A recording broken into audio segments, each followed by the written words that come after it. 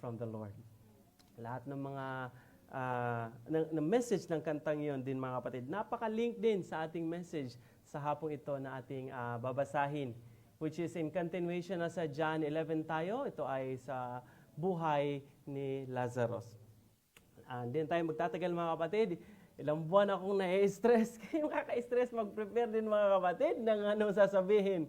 At sinasabi ko sa sarili ko, matatapos din ang araw na ito. At ako na naman kaka-relax.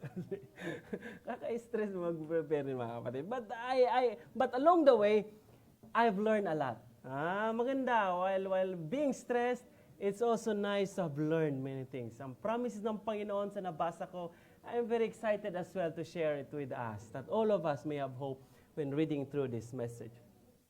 Jesus, the resurrection and the life. Sapagkat ang ganda rin yung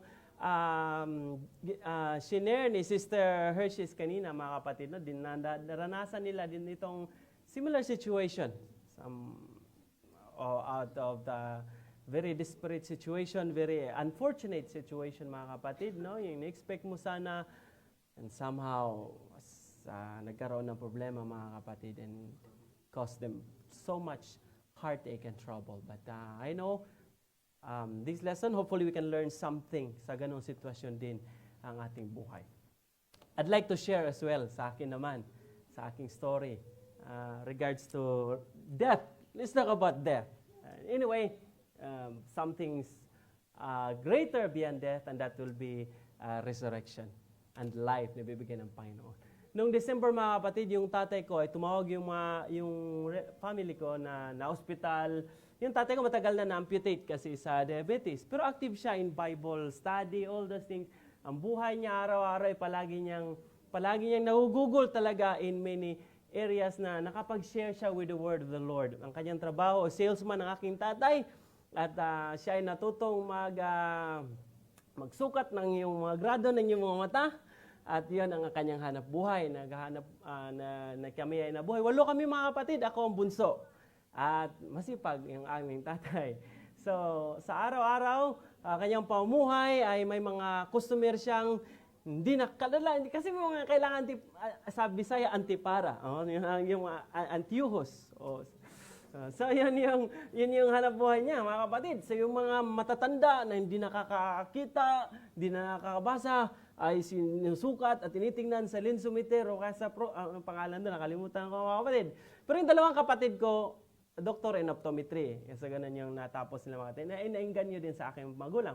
Yung mga customer niya mga kapatid, uy, nakabasa na ako, kuya, brother Johnny. At binubuklat na niya ngayon ng kanyang Biblia. Basahin mo nga ito. Kung mapapasa mo ba? Klaro ba? Ayan mga kapatid. At mag-start na siyang mag-Bible study. Ganon yung paraan ng kanyang pag-share ng message ng Panginoon. At marami din siya naging kaibigan. At maabot lang sa panahon na siya nagkasakit, na-amputate. At last year siya ay naubo ng malubha hanggat siya ay na-ospital. And December, nung umuwi kami mga kapatid, ay naabutan ko siya sa ospital, pero parang ayaw niyang mag-stay doon, medyo malala, medyo yung feeling niya sa hospital. Mas lalong din niya naging comfortable yung niya doon. Umuwi siya ng bahay, mga kapatid, ay hindi na halos kumakain at hindi gigisingin, hindi na gumigising. Inisip ko baka mamatay yung tatay ko. Kasi hindi naman siya ganito dati. And his memory has gone, is lost. I asked him a few questions para nakalimutan niya, but I asked him about the Bible. Ang dami niyang sagot. Kahit na medyo nakakatulog na natanong ko ng mga Bible verses, ay naalala niya. Pero yung mga minor na mga sino to, ganyan, nakakalimutan yung mga kapatid. Tingin ko as Christians, if the word of the Lord has really penetrated to our hearts, ay nagkakaroon tayo ng hope. And most of the verses it's mentioning is about the hope that he had. Hindi nagdagal mga kapatid. Umuwi na ako kasi 2 weeks lang yung leave namin. Nung uwi akong Singapore. And noong January 25, support ako. May support call tayo. Pag may mga issues tayo tinatawagan, pag may mga problema, sistema. Alas 11 na madaling ng gabi mga kapatid, 11:30, tinawagan ako ng support. Sabi ng support, Joel, may error may error yung program, namatay, ganito, ganyan. Tapos, sige. Tapos tinawagan din ako ng nanay ko mga kapatid. Sabi niya, Joel, yung tatay mo, hindi na humihinga. Naghalo ngayon yung problema ko. yung error ng program at saka yung error na tayo, guluhan ako mga kapatid. Ano kaya ito? Sabi ko, i-check niyo. Hindi ko rin alam anong gagawin. Tapos sabi, pwede ba dalhin sa ospital? Wala rin tao. Masyadong gabi na. Ni-check niyo ba? Mga ilang minuto na, hindi na siya huminga mga kapatid. At sabi ng kapatid ko, hindi na in state of shock pa sila lahat mga kapatid. Ako in state of shock din. Tawagin yung kapatid kong isa para kumaon. Baka na ano lang talaga mga kapatid. At tingin ko yun na yung kanyang katapusan. And he died that night. Kasi the following day, hindi pa rin nagising eh. But that night mga kapatid, nung sinabi na ng nanay ko anong nangyari, we are all very comforted. We're comforted. Kasi that night, bigla na lang lumakas yung tatay ko pala. Somehow, he regained some form of energy. And he said, yung tatay ko madasalin. But seldom nagdadasal ng madaling gabing-gabi na. Sabi niya sa mama ko, Ning, mag-worship tayo. Tayo mag-worship. Tayo mag-pray. Kumanta sila mga kapatid at night. Pagkatapos noon, sabi niya, pray tayo. And that night, nung nag-pray sila mga kapatid, pinag-pray niya lahat. Yung mga anak niya, nag-pray niya yung wife niya, yung mama ko. Sana ay wishing them nakabutihan sa buhay. And he's longing na someday we will see each other in heaven. It's very nakakalungkot isipin mga kapatid. Pero if I reflect on it, mas nakakalungkot ang buhay na hindi ganon yung pagkamatay mo. Yung sa mga panahong andun ka sa kasiyahan ng mundo, ikaw ay namatay. Rather than dying and having the peace, andun yung peace sa kanyang buhay. Having said that, having said all the hopes beyond, he has uttered words na parang kagaya ni Paul, I have run the race. I finished the fight. And sa kanyang mga kapatid, he was until the very end sa kanyang buhay, is very active in reading the Bible, babasahin araw-araw, and then sharing the good message ng Panginoon. I hope we as children, as Christians as well, will learn from the thing. Ang Panginoon, there is peace, there is hope beyond ng ating kamatayan. Alright, hindi tayo magtataga. Ang timing ko lang sana ng ating sermon sa hapong ito, message na akin dadali, nasa 30 minutes lang. Napadami ako ng copy-paste uli. Mga kapatid, ito na yung pinakamaraming pages sa buong sermon ko. 14 pages back to back. Sana, sino yung pinakamarami? Sana naman ay matapos pa rin tayo ng maaga. Wala naman kayong mag-aabala, no? Hindi na kayo nagmamadali, no? Okay. At nakapag-lunch na rin kayo, for sure. Yung mahirap sa morning kasi hindi pa nakapag-lunch, gutom na. Tapos na kayong mag-lunch. Wala na kayong reason dyan matulog. Alright. Let's go. Ayan mga kapatid, nilagay ko na yung Tagalog. At the same time, yung English sa taas, ito yung nangyari. Now, a certain man was sick named Lazarus of Bethany, a town of Mary and her sister Martha. It was that Mary that anointed the Lord with an ointment and wiped his feet with her hair, whose brother Lazarus was sick. Therefore his sisters sent unto him, saying, Lord, behold, he whom thou lovest is sick. Si Jesus, alam naman natin mga kapatid, wala siyang bahay. Wala naman siyang sariling bahay. Carpenter, anak ng carpentero, gumago ng bahay, pero wala sariling bahay mga kapatid si Jesus. Ganon din yung kanyang invitation, those who will follow him, facts of holes, pero yung anak ng Diyos, wala naman siyang katitirahan. Pero may mga certain na mga kaibigan ng Panginoon, close niya. Isa nito sa kanyang mga kaibigan ay sina Lazarus, akatan niya mga kapatid na si Mary at saka si Martha. Palagi ang Panginoon doon sa kanilang pamamahay. Na-invite ng Panginoon at they welcome the Lord. Anytime na gusto niyang mamahinga from the stress around, from the persecution around na meron ng mga Israel towards niya. We know the Lord has already only ministered to the world for 3.5 years. Ganun lang kadali yung kanyang pag-minister. But along the way siya pag-minister mga kapatid, ay ang Panginoon ay andun sa kanyang mga kaibigan. At special na mga kaibigan niya ito. Yung bagang may mga kaibigan tayong di lahat ng tao pwede mong pagsabihan sa mga bagay na importante sa iyo, na private sa iyo. May mga taong special lang talaga na pwede mong mapagsabihan, pagshiran ng yung mga dinadala sa buhay. And these are his friends. Ito sina Mary, Martha, and Lazarus. Unfortunately, si Lazarus ay nagkasakit, and nung nagkasakit siya, mga kapatid, ay nag-utos sila na ipatawag si Jesus. Di na nag-utos na ipatawag ibang tao. Especially, it was really something na ang Panginoon lamang gusto nilang papuntahin doon dahil ang kanyang kaibigan na minamahal ay si Lazarus ay nagkasakit. Notice the word, He whom thou lovest. Ang Panginoon din. Yes, there's affection. Doon yung relasyon ng Panginoon towards human beings. The Lord was close to these people, and the Lord as well is close with us if we allow Him to be our friend, a very close friend sa ating buhay. Okay? So, ito mga kapatid, titingnan natin yung area. Naalala yung narratives nung nakaraang Sabado? Ako ito yung speaker sa hapon, tapos ngayon tuloy-tuloy naman. Ako na naman sa diba? Okay, so ang lugar posible na kung saan si Jesus, if you look at John 10, ay andun lang siya sa lugar kung saan si John the Baptist dati nagbabaptize, nag-evangelize, nag-spread ng message. And that is most likely ay ang lugar ng Bethphage. Bethphage mga kapatid. O ba kaya itong, klaro nyo ba? Parang hindi masyadong klaro, no? Okay. Okay, ito yung lugar ng, ito naman yung bahay nila Lazarus, yung may bilog dyan. Roughly, mula dito, kung kinalalagyan ni Jesus, ay aabot ng mga isang araw din na pagbibiyahe. So yung messenger na yun, nagmamadali, di ko alam kung may express pa na, anong express meron sila dati? Baka kabayo lang or ano. But mga kapatid, kung lalakarin mo raw ayon sa Google Maps, ay abot kang isang oras ang araw na biyahe. Malayo-layo din. So yung inutusan nung araw yun, din nagkasakit, maabot pa siguro isang araw din bago siya nakarating doon at sinabihan Jesus, yung kaibigan mo ay nagkasakit. One day na mga kapatid.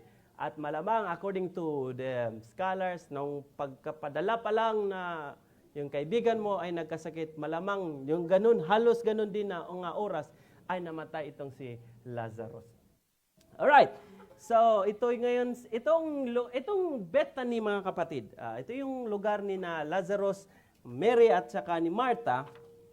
Ito ang modern day El Azaria or Lazarus. It means a house of poverty. Merong taong nagkasakit, namatay sa lugar na pinangalan ng house of poverty. Napaka link naman ng coincident naman ng pangalang sitwasyon. Pero malapit lang sila sa Jerusalem mga kapatid. Alala nyo, nung previous chapters nito, Jesus was about to be killed. Gustong patayin ng mga tao si Jesus. Sabi ni Jesus, sa kabutihan ko bang ginawa sa inyo, gusto nyo akong papatayin? Hindi. Dahil ikaw na tao ay nagpaka-Diyos ka. Ayaw, no? Dahil Jesus was telling to them that I'm the Son of God. I'm God. But yet the people don't believe on Him. Ayaw na maniwala. If you look at the evidences, all the miracles that Jesus has done, it really points out that Jesus is the Son of God. And Jesus is really God, mga kapatid. And these Jews are all angry and all, because they are all afraid of political effects later on, kung wala ng influence, paano nila sila hindi na nila makokontrol yung mga, pati rin sa Pilipinas, no? Pag eleksyon, patayan. Ganun eh. Ayaw mo, mawala yung influence mo, you'd rather sacrifice people na posibleng magiging hadlang sa anong influence. Gusto mo yumaman, gusto mo ganito, ganyan, mga kapatid, no? Okay. So ito yung El Azaria. Okay. Ngayon, dumating yung sugo. Andun yung mga disciples. Anong sabi mga kapatid? Verses 4 to 6, then Jesus heard that he said,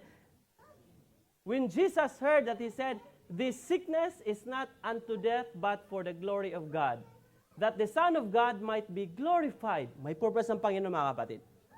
Sabi niya kagad ito, kung kayo yung mga disciples na nakinig, umalis kayo dun sa Judea, pinersecute kayo, bunti kayong patayin, umalis kayo, magpalayo kayo. Ngayon, may mga bandang taga-Judea, Bethany, malapit dun sa Jerusalem mga kapatid, ay nagpaabot ng mensahe na yung kaibigan niyang si Lazarus ay nagkasakit nga. Pero sabi ni Jesus, look at, the sickness is not unto death. He has already the idea that Lazarus will die.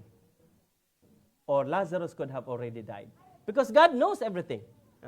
Hindi imposible sa Kanya ang lahat ng mga bagay. He knows everything. But for the glory of God, that the Son of God might be glorified. Now Jesus, kita niyo dito mga kapatid, He loves Martha and her sister and Lazarus. When He had heard, therefore, that he was sick, He abode 2 days still in the same place where He was. Ba't kaya siya nagtagal?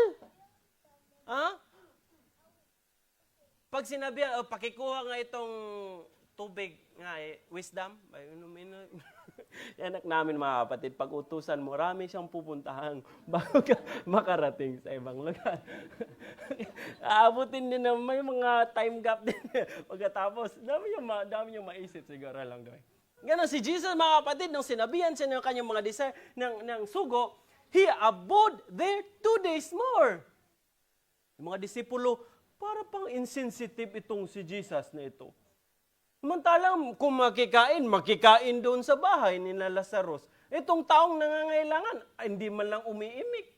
Para bang sinasabi lang niya na i-glorify yung Panginoon. If you are the disciples, you would probably, at the same time, you will be somehow reserving na, baka takot nga siya bumalik doon kasi muntik na kaming patayin ng ilang mga buwan na nakaraan. Kasi yun yung sinabi. Pero these things remain to be mysterious to them. 2 araw. Wala man lang sinabi si Jesus. At natanggap na lang din nila siguro ang kanyang desisyon sa buhay na posibleng baka ganun nga yung desisyon ng Panginoon. But notice here mga kapatid, the sickness is not unto death. The death that Jesus was referring here is the consequence of the sin. That is for the wages of sin is death, but the gift of God is eternal life. Yung death na consequence, yung eternal death, hindi naman. But the death that the Lord wants to tell, ito yung kamatayan na ang Panginoon ay gusto niyang i-overcome. And that's the assurance as well na gusto niyang ipahati doon kay Lazarus na family mamaya. Okay? So, patuloy tayo mga kapatid. Ayan. Posible ito yung lugar. Ito yung sa modern day na kasi ito mga kapatid, way back 2,000 years ago, siguro hindi ganito yung lugar, pero this is most likely the place na doon si Jesus babaptize kasama kanyang mga disciples at ang kanyang mga kaibigan. Buti lang may Google Maps, no? Kailan lang to? No? Hindi natin alam. Nanghiram pa tayo ng encyclopedia sa kapitbahay. Saan ba yung Palestine makikita? Baka hiram pa tayo ng globe, no? Tapos yung globe, hindi mo ma-zoom in. Walang street view dati. Modern technology, marvels of modern technology. Nakikita natin. Ngayon, bigla naman, after 2 days, sabi ni Jesus, let us go into Judea again. Ito yung mga disciples niya. At sabi, Master, kailan lang yung mga nagagalit sa'yo, gusto kang patayin. They want to stone thee.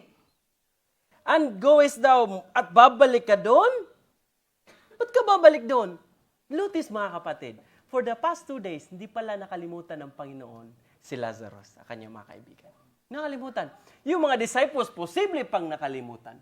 Kasi tanggap na lang, hindi na bumalik doon eh. Baka mamatay pa. Baka may mangyari pang masama. But the Lord has in Him the plan. Minsan yung sagot ng ating panalangin ay natatagalan ng 2 days. Natatagal, Lord, tagal naman. Minsan ang panalangin natatagalan ng 2 years. 2 years na. And 20 years. O kaya matagal mga kapatid. But yet, we are still in the minds of the Lord. Ang Panginoon may magandang balak at plano sa bawat isa sa atin. Sa pagkatapos ito, sinabi niya mga alagad, tayo na muli sa Judea. Sabi sa kanya mga alagad, Rabay, ngayon pinagkasipagang batuhin ka ng mga Hudyo at muli kang paparoon doon. Sumagot si Jesus, hindi baga ang araw ay may 12 oras, kung isang tao lumalakad sa samtang araw ay hindi natitisod sapagkat nakikita niyang ilaw ng sanglibutang ito. Ngunit ang isang taong lumalakad sa matalang gabi ay natitisod sapagkat walang ilaw sa kaniya. We know that the Lord is also the light of the world. And He is confident that His work has not yet ended his point here is saying that I have a work to do. It's not yet time. Kung mamatay ako, it's not now. I have the appointed time that the Lord God, na kanyang God the Father, is with me and He will protect me in all things. This the faith and confidence din that na in-impart ng Panginoon sa kanyang mga disipulo. It's not now. We have time, when we have light, when we have the way, you have the light, you have me. Huwag kayong mag-alala. And then, mga kapatid, sa madalit sabi, ay pumunta nga sila doon. Pero hindi pa sila pumunta doon. There is a very important doctrine, teaching here na sinasabi, mga kapatid. And it's very nice to emphasize this thing. Okay? Ang sabi dito, mga kapatid, this thing said he, after he said unto them, our friend Lazarus sleepeth. Okay? Sa taas, mga kapatid, okay, sa previous verses, okay, ang sabi ni Jesus doon na si Lazarus ay, yung nga, nagasakit. Ang sabi dito, our friend Lazarus sleepeth, but I go that I may awake him out of sleep. Minsan, pag natutulog pala tayo, nagpa-practice tayong mamatay. Ayan pala. Practice pala yan. Wala. Ako rin, mga kapatid, hindi exempted ha. Ako rin nakakatulog. Pag tayo natutulog pala. Sabi ni Jesus kasi, if you are death, the connotation here, death is sleep. Maganda, may bagong program, Amazing Facts, mga kapatid, ni Pastor Dog kanina. Napanood ko, halos related sa pinanood ko, mga kapatid. Para sa mga juniors naman, do you have an illustration about death din, mga kapatid? Napakaganda yung illustration nila. Pag ikaw ay for example, ikaw ay nadalasan naman natin na yung mga bata tayo, no? Tas yung antok ka, tas yun kikita mo tabing nagsumasakay kayo ng jeep, tas halos nakikita mo yung mga bahay, sari-sari store, lahat ng gatsa bigla lang sumara yung mata mo. At pagising mo gano'n, nasa kama ka na. Ay, mga ganun, puyat ka. So, ganon yung concept ng death na meron tayo. So, we're just sleeping in a sense. Okay? Yung point. Parang ikay natutulog lamang pa ikay namatay. Sabi dito, natutulog, ngunit ako'y paroroon upang gisingin ko siya sa pagkatulog. Sabi nga ng mga lagad sa kanya, Panginoon, kung siya'y natutulog, ay siya'y gagaling. Sinalita nga ni Jesus ng tungkol sa kanyang pagkamatay. Datapat sinapantahan nila na ang sinalita niya ay karaniwang pagtulog. Sa Hudyo, mga kapatid, na paniniwala na kapag ikaw ay nagkasakit, there is something very troublesome in your body at ikaw ay hindi mapakali. You're restless. But pag ikaw pala ay nakatulog, it has already subsided. Ganon din yung connotation nila. Sabi ni Jesus, puntahan ko, gisingin ko sa kanyang pagkatulog. Sabi naman, nakatulog na pala gumaling na yon. Ganon yung thought naman din meron sila. When you are sick, mga kapatid, ngunit ikaw ay nakatulog, ikaw ay papunta na sa pagkagaling, mga kapatid. Sleep in sickness is a sign of recovery because it shows that the violence of the disease has abated. Pero yung punto ni Jesus, kinaron niya, mga kapatid, sa kanyang mga disipulo pagkatapos. Jesus said unto them plainly, ano raw? Lazarus is dead. I am glad for your sakes that I was not there to the intent ye may believe. Nevertheless, let us go unto him. Pinagagala ko dahil sa inyo rin na ako'y wala noon upang kayo magsipaniwala, gayon may tayo'y nasa kanya. If Jesus could have been there when his friend was sick, hindi siya makakatanggi na pagagalingin yung masakit. But somehow, they have a plan with the Lord. This is almost at the closing of his ministry. Malapit na, mga kapatid, that Jesus will die soon. And these miracles, these are the moments sa huli niyang huli niyang pag-minister into this world. And this would be somehow culminates to the ministry. Marami, mga kapatid, na miracles ang Panginoon, ngunit lahat ay pinagdududahan ng mga pangulo ng simbahan, ng mga pari. They discredit and they still turn away. Kaya klarong-klaro, But somehow this will be the final show, one of the shows na ibibigay ng Panginoon to tell to the Israelites that this is not an ordinary man, but he is the Son of God. And then, sabi ng Panginoon, siya ay namatay na. At sabi naman, let's talk about the state of the dead, mga kapatid. Let's have a little review. Ano ba ang, pag tayo ba'y namatay, kadalasan kasi, yung mga bata pa tayo, hindi pa tayo nakaranas ng Bible study, pa kayo nag-aaral, ay naintindihan natin, natutunan natin na ang pagkamatay ay galing lamang sa shake, rattle, and roll na mga idea. Gumalaw yung plato, yung kaldero, gumagalaw, yung chandelier, baka andyan na, napaparamdam na, yung patay, 3 araw pa daw yan magpaparamdam. Tapos aalis siya, 40 diya pa raw, ang tagal naman. Yan yung mga natutunan natin, mga kapatid, kasi mga mali, yan ang mga pagan beliefs. But the biblical perspectives, tingnan natin, tingnan natin. Ano ba what is the state of the dead?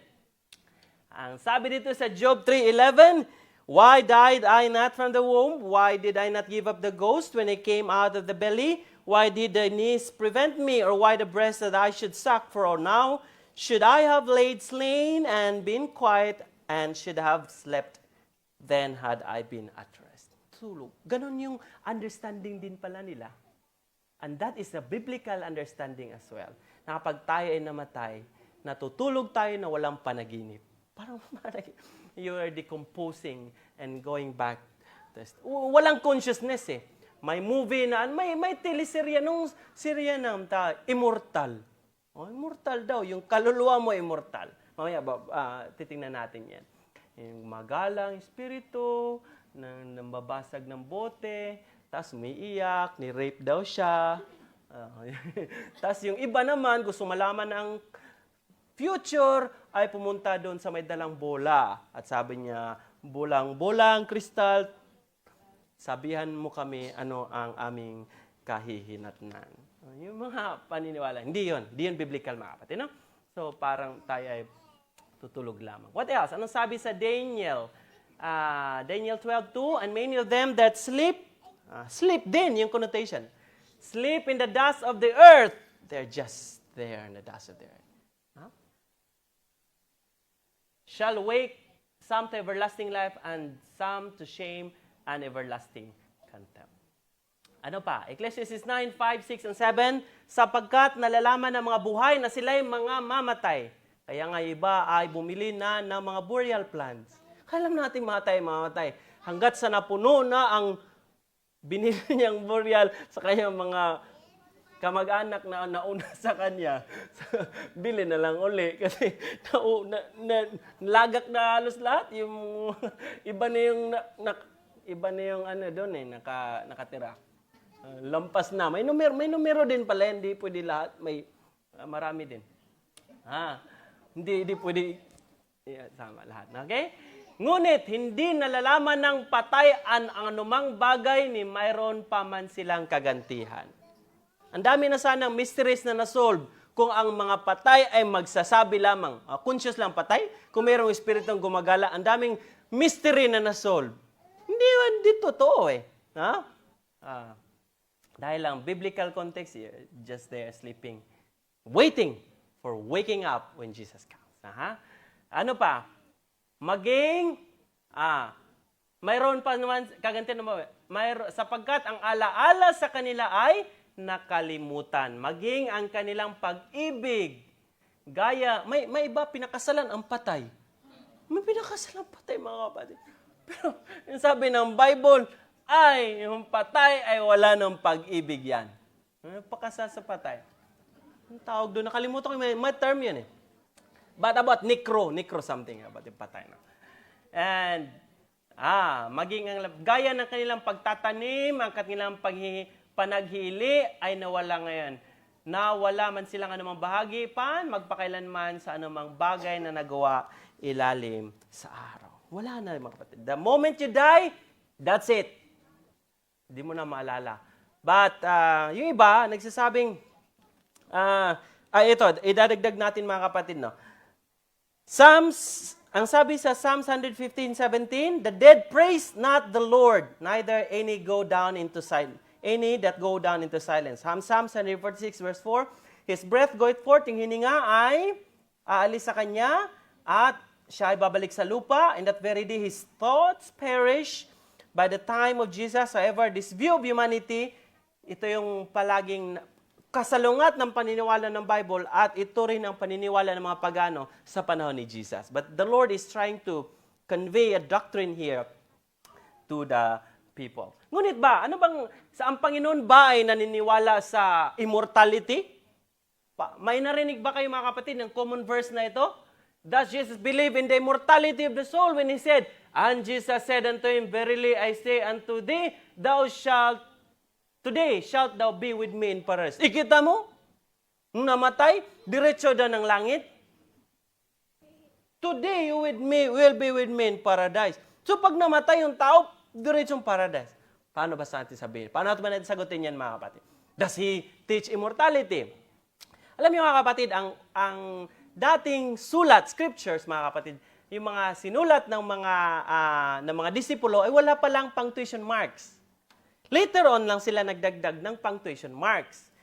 At ang pagkasulat nito ay posibleng nagkamali ng pagkalagay ng question marks, ang minor. Pero may malaking impact. Sabi nga ng common na statement doon, sabi doon sa isang woman without her man, is nothing. Pero kung ilalagay mo daw yung kama before nung man, ay magkaiba na raw meaning. Woman without her, man is nothing. Naiba ang meaning mga kapatid, no? Woman without her man is nothing. Pero pag ilagay mo yung kama doon sa woman without her, man is nothing. O yan, parang agree na yung mga babae. Agree na sila. Okay, so mga kapatid, dito, how can we prove that Jesus doesn't believe in immortality? Nung si Jesus ay namatay, hindi naman siya pumuntang langit kaagad. Paano natin malaman? Nung nakita sila ng kanyang the third day, nung kanyang pagkabuhay, sabi niya, huwag mo naman akong hawakan. I have not yet been there. So, is He really teaching the immortality? No. Ang point dito mga kapatid, when He is saying that, He is not telling of the timing kailan ka pupunta, hindi niya sinabihan yung nakapako doon sa katabi niya, yung sequence papunta ka doon, but the assurance. Jesus is telling him the assurance. Verily, verily, I say unto thee today, sabihan kita ngayon, you will be with me in paradise. Why? At the same time, yung nakapako doon, sa amin naman niya, hindi naman madali, Panginoon. Sabi niya, remember me.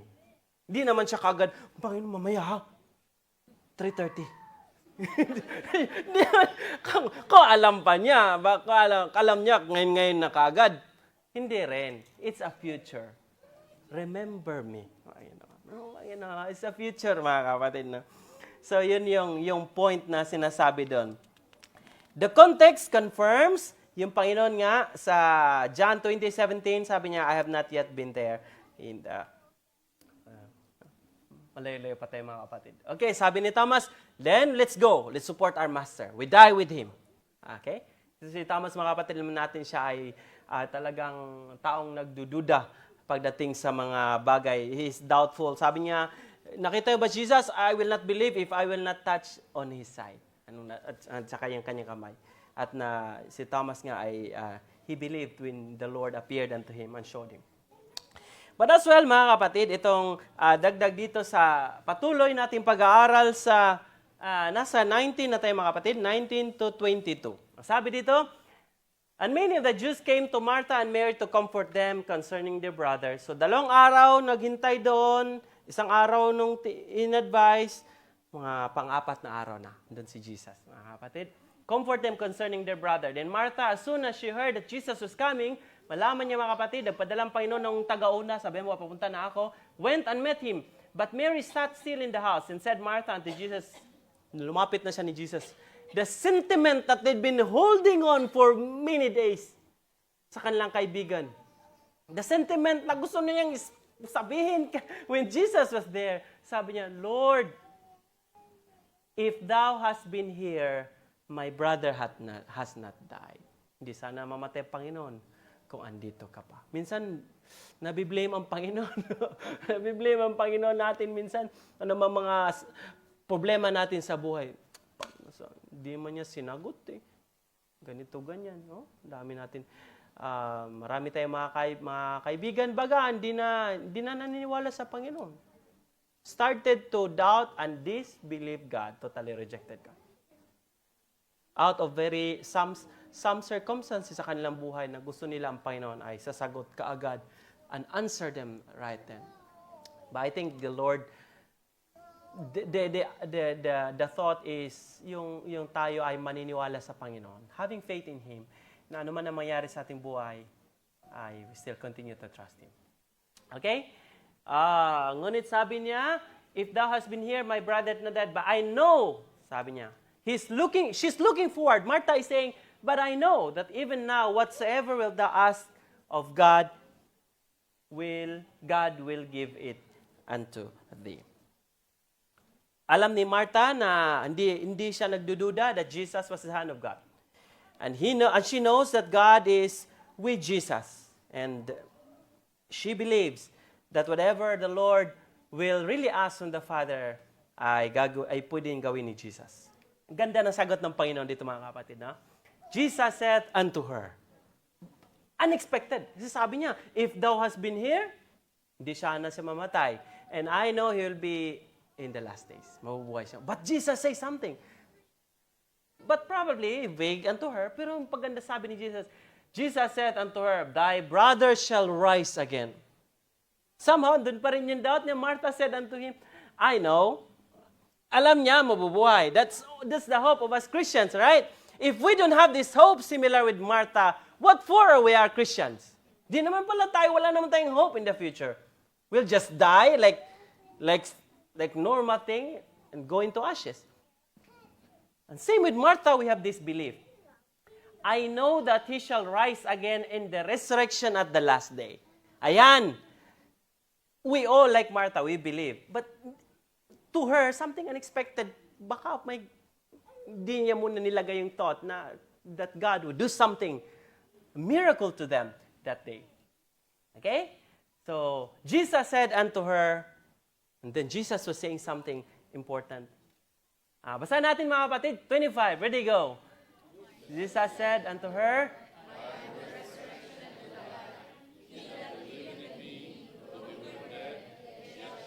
26.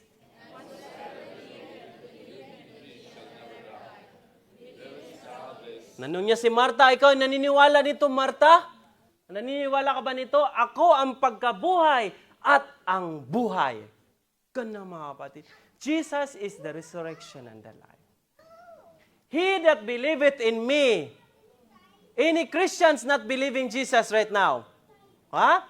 May mga hindi pa naniniwala kay Jesus sa atin?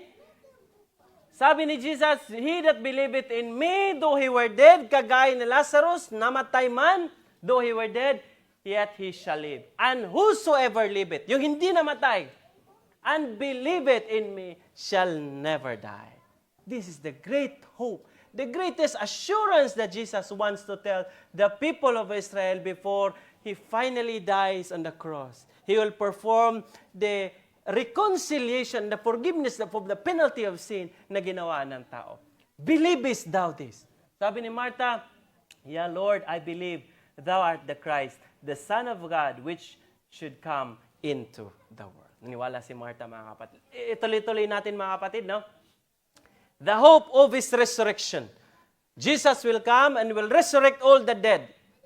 Nasa Kanya. Whether you be good or bad, there will be one resurrection at the end. Okay? And this one, hope of those who believe in God, the thief cometh not for steal and to kill and destroy. I am come that they might have life. Ganun ang promise ng Panginoon. And have it more abundantly. John 14 verse 4, in Him was life. Si Jesus mismo ang nasa Kanyang buhay. If we can remember in John 1 verse 1 to 3, it signifies that He even creates the entire world, mga kapatid. Why? Because nothing in this world exists without Him. Wala. It's only through Him, mga kapatid, no? And dagdag, sabi doon, Jesus said unto them, I am the way, the truth, and the life. I am the way. I am the truth. I am the life. No man comes to the Father but by me. And there's one very important, sabi ni John sa 5:21, for as the Father raised up the dead and quickeneth them, even so the Son quickeneth whom He will. Kahit sino, kung gusto kong buhayin, ay kaya kong buhayin. Ganda na ang sabi ng Panginoon. Whom He will, ay mo bubuhay. Ano ba ang resurrection? Ang resurrection is the reversal of death. If you look at, i-summarize na lang natin mga kapatid, ito yung anak ni Jairus. Naalala mo ba si Jairus? Nung pumunta siya sa Panginoon, yung anak ko nagkasakit. Along the way, may babae na having menstrual problem for a very long time, ay naging hadlang doon upang sila makarating kaagad sa ilang bahay, natagalan. Ngunit napagaling naman yung babae by her faith. Nung papunta na sila sa bahay, mga kapatid, ay namatay na yung bata. Iyak ng mga tao. Anong sabi ni Jesus? All wept and bewailed her, but He said, weep not. Huwag kang umiyak. She's not dead, but sleep. And they laughed at Him. Tawa sila ng tawa. Patay na yan. And He put them all out. Malis muna kayo. At hinawakan yung babae, yung bata. And the spirit came again, and she rose away and commanded to give her meat. And her parents were astonished and charged Him that He should not tell anyone. Death, ang resurrection is the reversal of death. Pag tayo namatay, the breath of life. Special yung hininga niyo mga kapatid. Kaysa pag namatay kayo, kahit isang tangki pang oxygen ilagay sa ilong niyo, patay pa rin kayo mga kapatid. Iba ang hininga niyo. Gift yan ng Panginoon. Pasalamat tayo. Minsan makahinga lang tayo ng mga masasama. Hinga lang. Pero yung hininga niyo mga kapatid, yung buhay na meron tayo, that's God's gift, the Spirit. That will return to God, and we die, and we go to the earth. That's the composition of man.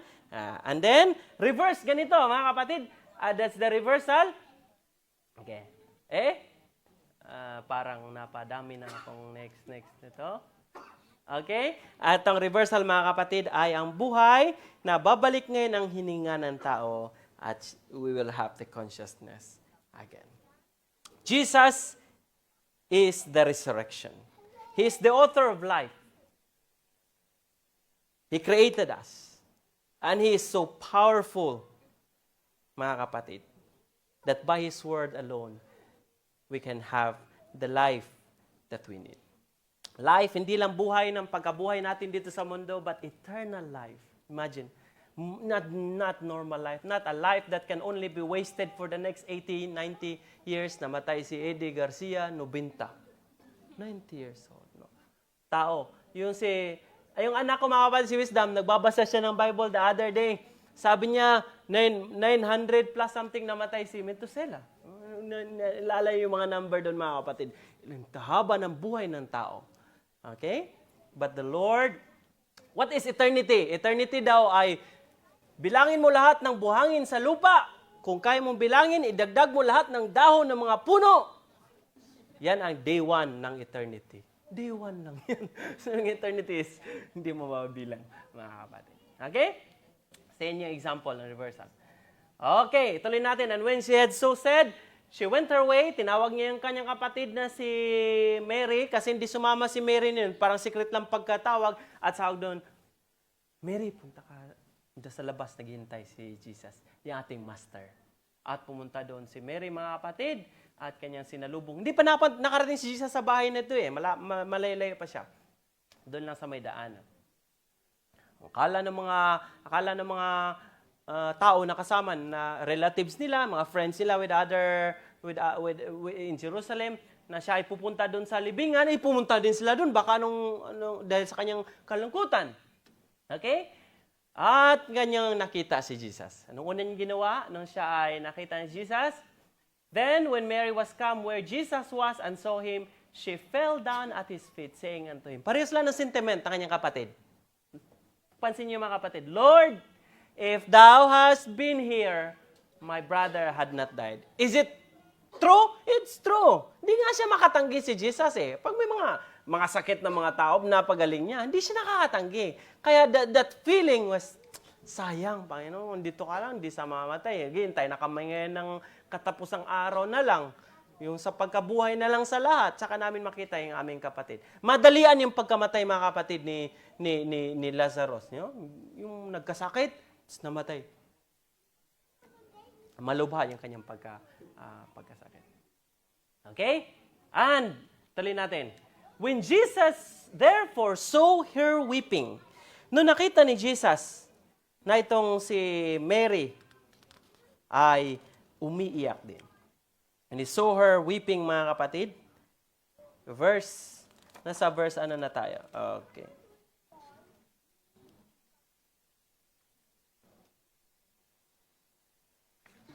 When saw her, he groaned in spirit and was troubled. Ang Panginoon ay hindi siya manhid. God feels our situation. People might not have the same understanding or comfort or bibigay compared to Jesus, but Jesus will really feel our situation kagaya ng nangyari doon kay Lazarus. He even has this emotion. He groaned in spirit. Siya nalungkot din, mga kapatid. Nakita niya ang mga tao nalulungkot and was also as well troubled. Sabi ni Jesus, saan niyo ba siya nilagay? Where have you laid him? Sinabi nila sa kanya, Panginoon, halika, tingnan mo. Tumangin si Jesus. Sinabi nga ng mga Hudyo, tingnan ninyo kung gaano ang pag-ibig niya sa kanya. Jesus wept. Ito yung shortest verse ever recorded dito sa Bible. But it has a very tender and wonderful meaning to all of us. Jesus wept. He feels our sorrow. He feels the deep longings in our heart. He feels the emotions na meron tayo, mga kapatid. And sa Hebrews 14:4 verse 15, sabi doon, we can come to Him anytime. Hindi siya nagkasala. All who need Him.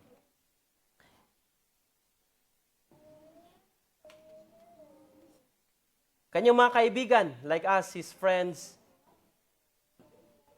dapat magkakaroon tayo, mga kapatid, ng malalim na relationship with the Lord. Karoon na tayo, mga kapatid. Minsan, i-ignore natin ang pagrelasyon natin sa Panginoon, mas nauna natin yung worldly things. Okay? Not that way.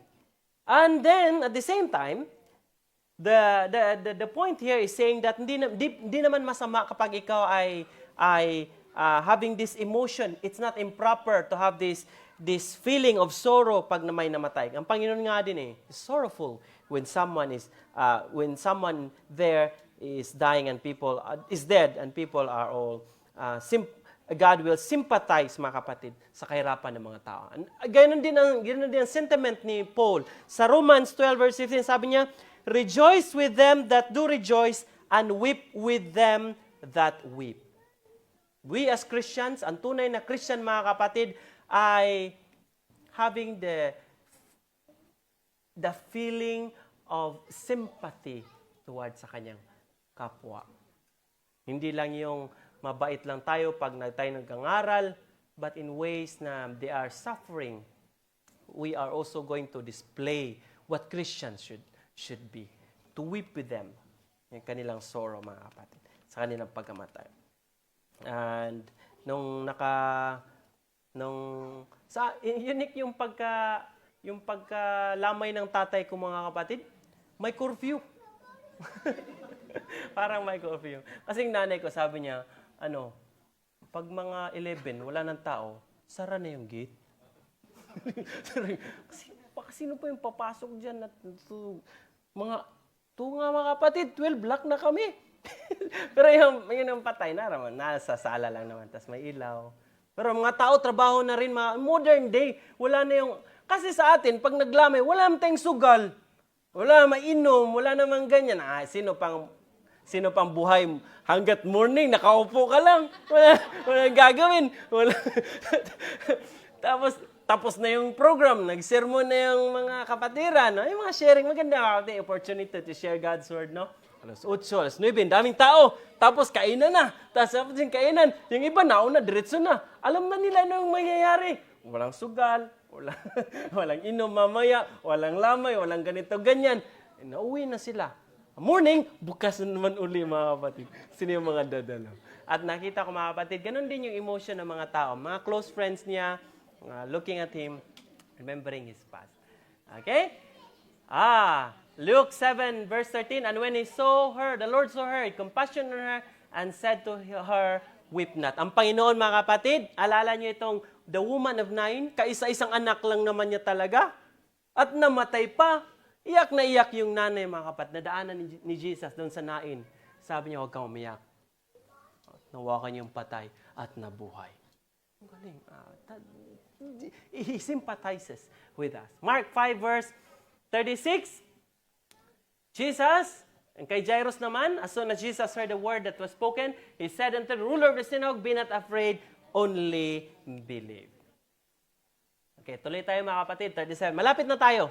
Nasa kalahati. Kalahati na ba? Malapit na tayo mga kapatid. Huwag kayong mag-alala. Anong petsa ngayon?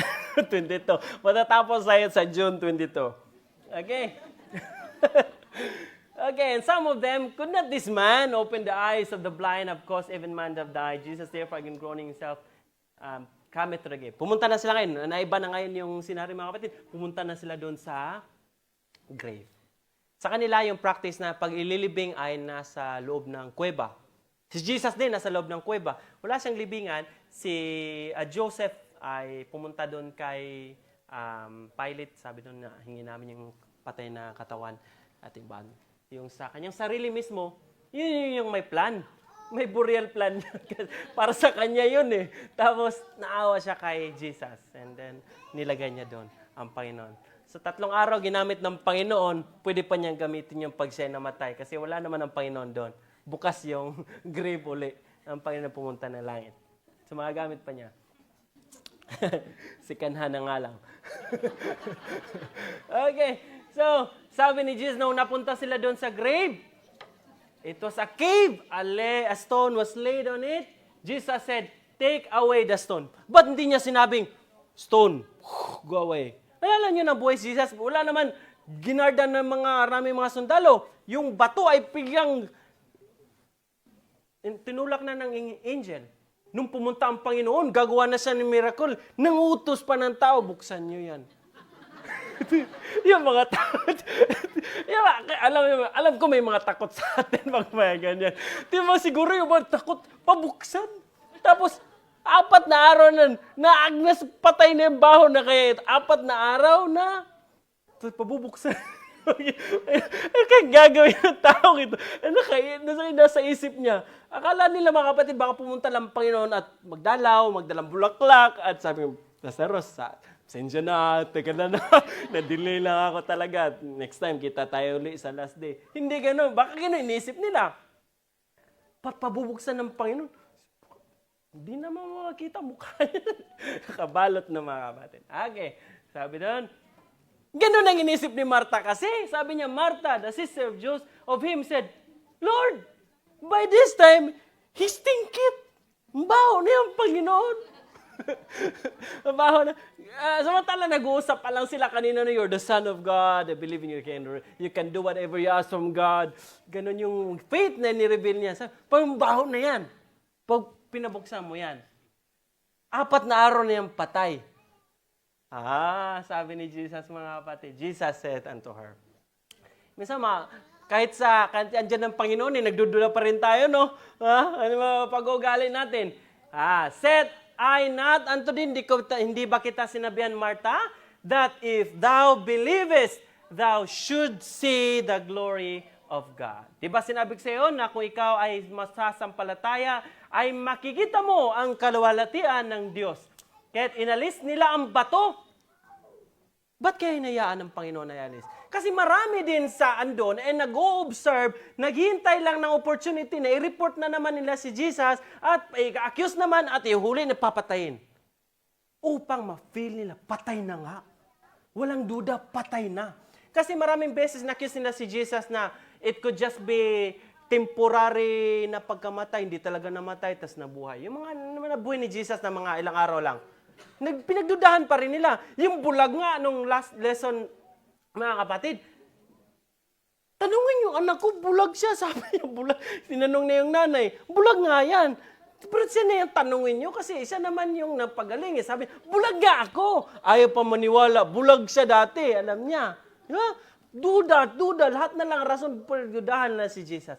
Ngayon, yung mga nakaabang doon, may mga leaders ng simbahan, naghihintay lang, sasabi nung gagawin nito, re-report naman nila, maging rason si Jesus, huulin at papatayin.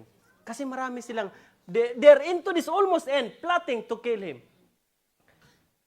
Pagtulak nilang gano'n, nangamoy nga talaga, patay sa loob. Kaya nung inlas ng bato, itiningin ni Jesus. Ito nga yung maganda mga kapatid na.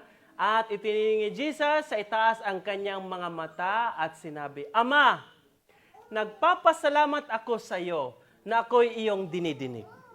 So yung mga nakinig dati sa John 10, sabi niya, I and my Father are one. I am one with the Father. The thought that He is one with the Father is the Son of God.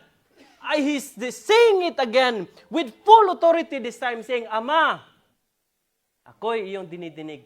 At nalalaman ko na ako'y lagi mong dinirinig, ngunit ito'y sinabi ko. Pwede naman siyang magbulong-bulong nandun. But Jesus is saying it loudly. Sinabi ko dahil sa karamihang nasa palibot, upang sila'y magsisampalataya na ikaw ang nagsugo sa akin. This is a very important miracle that God will be doing. That people who have been doubting Him for many times and many miracles that He has done would believe that He is Son of God. There is no doubt. Walang magic, walang preparation. Kumbaga magduda sila, baka pinano nila yan. He was not there for many days. Wala siya doon. Hindi sila nag-usap ni na Mary and Martha. Ganito sabihin nyo yan, nabuhay. Tapos ilagay natin yung ibang patay. Tapos ipasok natin uli. Pag lumabas na ibang tao, sabihin niya nabuhay na. Tapos itago natin uli. Walang plano, walang ganon. But the Lord is saying it plain. Not any magic, no anything. And Jesus saying, mga kapatid, that all would believe. I think that is very important in His words. Na tayo, mga kapatid, bilang anak ng Panginoon would also come to believe on Him. Verse 43. Okay? Verse 43. And when He thus spoken, He cried with a loud voice, Lazarus, come forth. You know, God's word is very powerful. When God said, let there be light, and there was light. Let there be trees, let there be animals, there will be animals. If God did not mention Lazarus, it might have been all dead will rise out from the graves. God is very powerful. Yung kanyang salita, it could mean something. So, He definitely say, Lazarus, come forth. It's not yet time. Not time. Others may. Lazarus, come forth. And he that was dead come forth, bound. Biglang may yung mga tao nakatitig, mga kapatid, lumabas si Sadako. Mahilig sa horror movie dyan. Ito mga kapatid, they have been waiting. It could be a culminating point, sabi nila, i-report ko na talaga itong taong ito. Kasi sabi niya, Lazarus, come forth, at walang lumabas. Sinungaling. Pwedeng gamitin yun, mga kapatid. And somehow lumabas itong patay. Lazarus. Hindi siya yung nangangayayat dahil naggaling sa sakit. Tapos, bigla na buhay, nangayayat pa. Hindi ganun. Malakas. Healthy. Lumabas, mga kapatid. At patunay rin that those who are in the grave are just in the grave. Kasi kung ikaw si Lazarus at mabait kang tao ay napunta ka kaagad ng langit no ikay namatay at namimitas ka ngayon ng mga prutas, ang sasarap ng mga prutas sa langit at uy, ba't nasa lupa ako, Lord? Di ba? Ba't mo binalik? Ang saya-saya ko na doon. So that is really contrary to what people think. Maliban na lang kung si Lazarus andun sa pininiwalaan ng impyerno. Praise the Lord. Pag-init doon, Panginoon. At, nakakahinga ako ng mabuti. That is saying that the dead are just in the grave. Like David, and then sa grave lang mga kapatid. At sabi ni Jesus, siya napatay ay lumabas na natalian ng kamay at ang kay paa at mga kayong paglibing. At mga paa ng mga kayong panglibing. At ang kanyang mukha ay nabalot ng isang panyo. Sinabi sa kanila ni Jesus, siya ay inyong kalagan at bayaan ninyo siyang yumaon. Maraming mga tao Hudyo ang nagsiparoon kay Maria at nagkakita na ginawa niya at nagsisampalataya sa kanya. Wow, mga kapatid. Many people believe.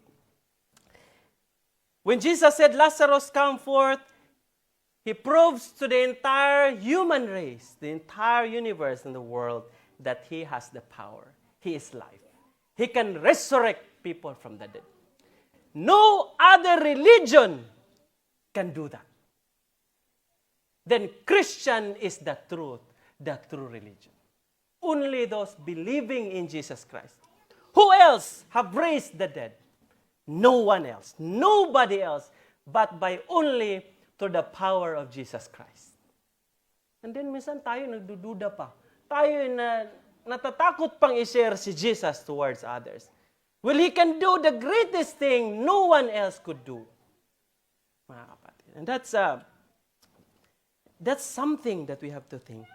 And that the power of raising people from the dead, only the Son of God can do, mga kapatid. It's a striking illustration that someday ganun din ang gagawin ng Panginoon in the last days. Okay? It's a crowning, itong ginawa ng Panginoon, it's something crowning miracle in His earthly ministry. Why? Therefore, doth my Father love me because I lay down my life that I might take it again. No man take it from me, but I lay down myself. I have power to lay it down, and I have power to take it again. This commandment have I received from my Father. He died. The following weeks, ang Panginoon ay namatay, take His life, and He has His life again. That is so unique from the God whom we believe. Ilang minuto na ba ako, mga kapatid? Okay? Why is resurrection so important in our salvation? Gaano ba kahalaga ang resurrection, mga kapatid, sa ating mga buhay? Ang sabi dito sa 1 Corinthians 15:17-20, and if Christ be not raised, kung di nabuhay si Jesus, your faith is vain. Ye are yet your sins, then they also which are fallen asleep in Christ are perished. If in this life only we have hope in Christ, we are of all men most miserable. But now is Christ risen from the dead and become the first fruits of them that sleep. Is this a great hope, mga kapatid? Amen? The Lord, mga kapatid, ay nabuhay. He's not in the grave. He's risen. And He is in heaven, mga kapatid. And someday we'll be seeing Him in the final days when He comes. 1 Thessalonians 4 verse 16, ito ngayon ang ating mga hope before when Jesus comes. Ang sabi sa 1 Thessalonians 4:16-18, we read all together, mga kapatid. Ready, go! For the Lord Himself and with the trump of God, and the dead in Christ shall rise first.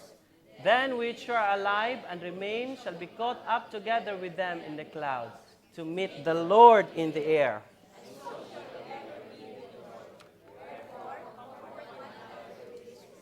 Amen. So yan yung ating hope, mga kapatid, no? That's our comfort. That's the greatest hope natin. Meron tayo. That at the last shout, all the dead in Christ will rise when He comes. And we will meet the Lord in the air. Behold, I come quickly, and my reward is with me, to give every man according to his work shall be. 1 Corinthians 15, behold, I show you a mystery, we shall not all sleep, but we shall all be changed in a moment, in a twinkling of an eye, at the last trump. For the trumpet shall sound, and the dead shall be raised incorruptible. Yung katawan natin na nagkakasakit, katawan natin na halos in every year, cancer, pinaka-common na sakit tingin ko, diabetes. Tayo natatablan ng mga ganong sakit, mga kapatid. Yung mga maladies na meron tayo, this will be changed into incorruptible. God will put on this immortality. So when this corruptible shall put on incorruption, and this mortal shall put on immortality, then shall be brought to pass a saying that is written, death is swallowed up in victory. O death, where is thy sting? Christians are not afraid to die. We don't want to die. But we are not afraid to die. Why? This is our hope. Someday, Jesus is going to raise us in that glorious body, in that glorious kingdom in heaven that He has prepared for all of us. The sting of death is sin. Yung kasalanan, ang kabayaran ay kamatayan. Yung mga kapatid. And strength of sin is the law. But thanks be to God which giveth us the victory through our Lord Jesus Christ. Siya ang nagpanalo sa atin. Pinanalo niya, mga kapatid. The consequence of sin, that is death, God already has conquered and given to all of us. That is eternal life. And God shall wipe away all tears from their eyes.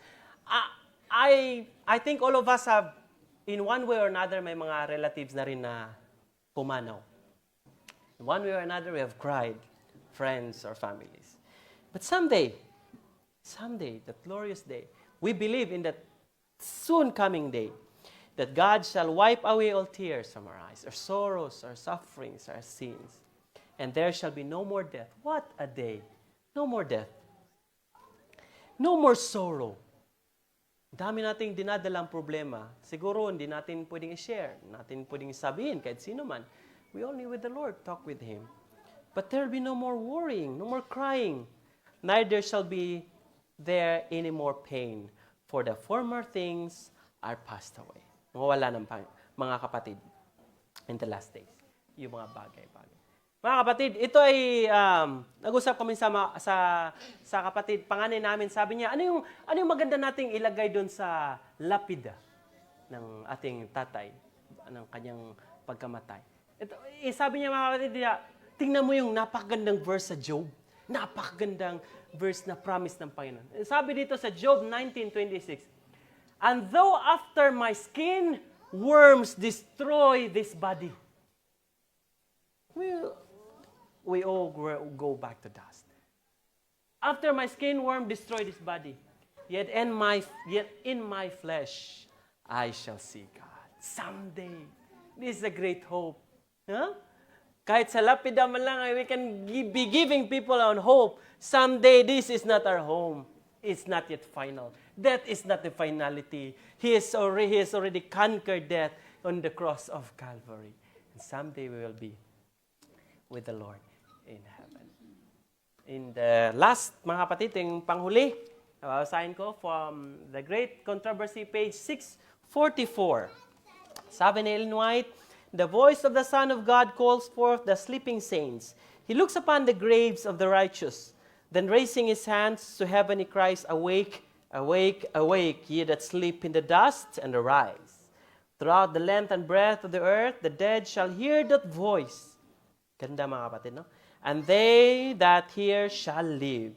From the prison house of death they come, clothed with immortal glory, crying, O death, where is thy sting? O grave, where is thy victory? And the living righteous and the risen saints unite their voices in a long, glad shout of victory. May the Lord bless us with a message sa hapong ito, and we will continue to have hope in Jesus Christ, the resurrection in our lives.